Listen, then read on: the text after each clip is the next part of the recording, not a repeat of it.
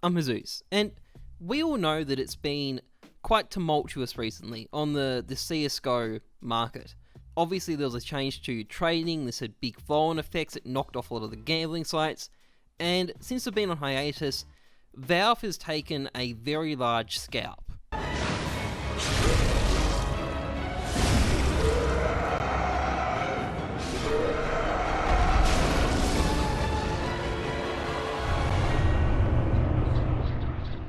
And these changes obviously have fairly big implications. Things will never be quite the same again. But that's not to say that there aren't still good ways to make money on the skins market, and this video is going to look at the approach I'm going to be taking to make money in this new environment. Before I go any further though, I think the question of is CSGO a dying game needs to be addressed, because there's no point investing in a game that's dying. Now, some people say that the game is dying. Breaking news, Valve just killed CSGO. We got a correspondent, Diddle Watch Games TV, and Turbo to talk about it. So guys, hashtag CSGO's over party.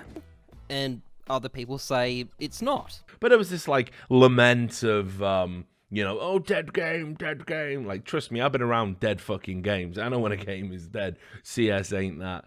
Now, I like to say trust the numbers, not your gut, and I'm going to take a numbers-based approach to looking at this. So we'll go to the Steam charts and look at CSGO. Clearly, the game has taken an extraordinary hit. The last time these numbers were so low was February 2015, when the game was in its initial growth phase. So, on one hand, you could look at this and say the game's apogee has probably passed. But on the other hand, I've got a couple of important bits of context that may make the picture not seem so bleak. First of all, we have a statement from the CEO of Skin Baron. Skin Baron is a small cash-out site, and he made a statement on OP skins. The statement was made on the CSGO trade subreddit. It was subsequently deleted. There are probably good reasons for doing it, since he is making a statement on a competitor and suggesting they've got cash flow problems. There is a conflict of interest there, but what he said was of interest for the CSGO market subreddit, so there's a copy of it kept there. But if we look past the commentary on OP skins and go down to the bottom of his statement, we come across something quite interesting. I'll read out this statement verbatim. Everyone is talking about the lost players. Please note that gambling/trading sites run a lot of bots, and most of these bots are in-game. For example, Skin Baron runs several hundred bots, which are at all times playing Counter-Strike Global Offensive. Less third-party sites means less active players. So it is not true that so many players left. A big part of the decline is due to the departure of the gambling scene from CSGO. Now, as I've said, there is some reason to be skeptical of some of the things the guy is saying in this statement, but not this particular bit at the end. I don't think there's any real conflict of interest here or any particular reason to question his reliability. What it more or less tells us is that some of the decline in the player base that we've seen, I don't think all of it, but I think some of it, is simply due to third-party sites shutting down. And this, in turn, suggests that a smaller player base in the future doesn't necessarily correlate with a smaller total number of players compared to, say, 6 months ago. On top of that, I think it should be noted that during the month of June this year, CSGO has been enjoying a small amount of growth. And if we look at the last couple of Junes, since the overall growth of the game basically plateaued, June is not a growth month. It's not like December and January. You generally don't see an increase in the player base during this month. A small amount of growth here suggests to me that the game's player base has more or less stabilized. So given this, I think the game is probably past its golden age, but I think it's also going to continue to be around in decent shape for quite a while, and I think in this context there's some reasonable investment opportunities to be had. And to that end, as far as my investment strategy is going to go, I'll be assuming that the player base will remain more or less stable for the rest of the year. I think the last couple of months of the year up to December, there may be a bit of a decline, there always is, but I'm also expecting a large uptick in the player base in the market at the end of the year, in December and January, as usual. Now, that market cycle is quite important, and we'll get back to it later, but in the meantime, I want to talk about the new major challenge in, I guess, the new CSGO economy post-OP skins, and that's that cashing out is a lot more difficult now. The problem isn't that there aren't any cash out sites anymore. I'm sure everybody knows there's still quite a few around.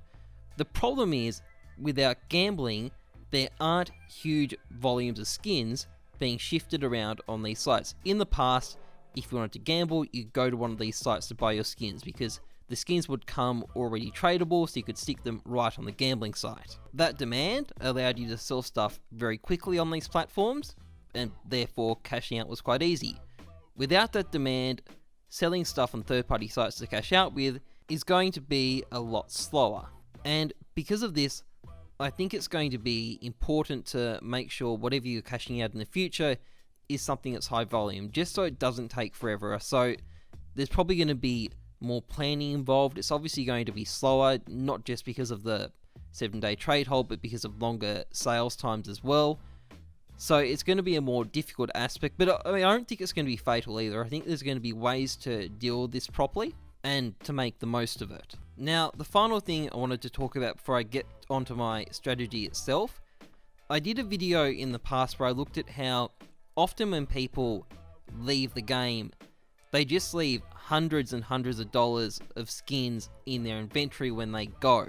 And I speculated that this was helping to keep skin prices up. When people were leaving, they weren't returning their skins to the ecosystem, they were removing them just by leaving them in their account. There were less skins in circulation as a result of people quitting the game. And with cashing out becoming more difficult, I think this will be even more of a thing in the future. I think a lot of people who quit the game aren't going to bother selling off their skins. And this effect should be particularly pronounced with older skins that either aren't being dropped anymore or aren't being unboxed in substantial numbers anymore. This is something else important that we'll get back to in a moment. So to put all three of these things together, I think the market's going to be fairly stable for the rest of the year and then pick up around Christmas. I think that it's going to be important to cash out in high volume skins in the future. I think, more unusual and obscure skins aren't things to go for. And I also think the prices of older skins will perform better over this period than newer skins. My strategy is simply going to combine all three of these things. I'm going to spend the next 6 months buying up older, high volume skins that can be cashed out easily, and when Christmas comes around and the market picks up, I'm going to sell them all off. To fund it, naturally, I'm going to be using trade-up contracts. I'm just going to be reinvesting profits and holding stuff in my inventory until I sell it off. On top of that, since these are skins that can be cashed out quite quickly, if something was to go wrong and I needed the money, I wouldn't have to wait long to be able to sell all this stuff off and get the cash. So hopefully it's going to be secure and flexible. The prices of the skins should be quite stable and hopefully trend upwards, particularly around Christmas. And I've got flexibility to sell stuff off and convert it into cash earlier if I need to. Now, as for the skins I'm going to go for a range of stuff, and I'll look at this in more detail, hopefully in future videos. Some of the skins I've been thinking about are the AWP Boom, the AWP Asimov, the AK Redline. These are the sort of skins that I've been looking at as, ticking all the boxes. You can sell them easily. They're older skins, the supply of them is going down. I think it is a good idea to focus on skins that aren't likely to be negatively affected by patches that change the way guns work. So I think stuff like the AK and the AWP are ideal. I'd probably avoid the M4. I think there are risks associated with that particular gun. But at the end of the day, it is an area that I will need to go through in a lot more detail in other videos. But my starting point would be the AWP Asimov, the AWP Boom, and the AK-47 Redline. A few quick points to round out the video.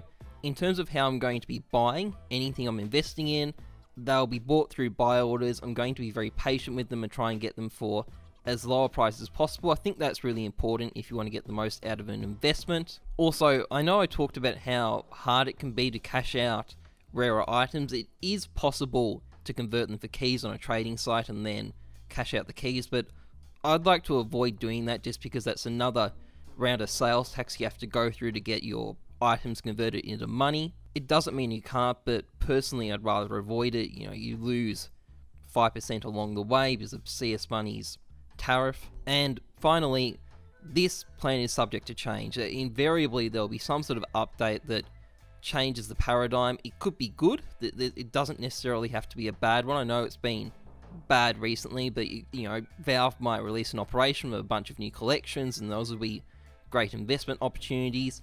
So, you know, I will respond to that as it becomes apparent. Also, leave any questions in the comment section below. I'll answer them. I will go into more detail in what I'm doing in the future. I'll probably document stuff as I'm investing in it and why I'm investing in any particular skin. I want it to be all there for everyone to follow if they want to try and copy what I'm doing. In the meantime, I'm going to be doing a Falchion Knife Night giveaway. Follow the link in the description below if you'd like to enter. It's a knife I got off a friend a few months back from a trade. I've set it up so most of your entries come from being subscribed to me on YouTube. It's sort of a thank you giveaway for people that are still watching. So make sure you enter it. It's really easy and straightforward. Anyway, that's pretty much it for this video. If you enjoyed it, please like, comment, subscribe. I'd really appreciate it. Otherwise, trust the numbers, not your gut. I'm Heyzeus. Thanks for watching. See ya.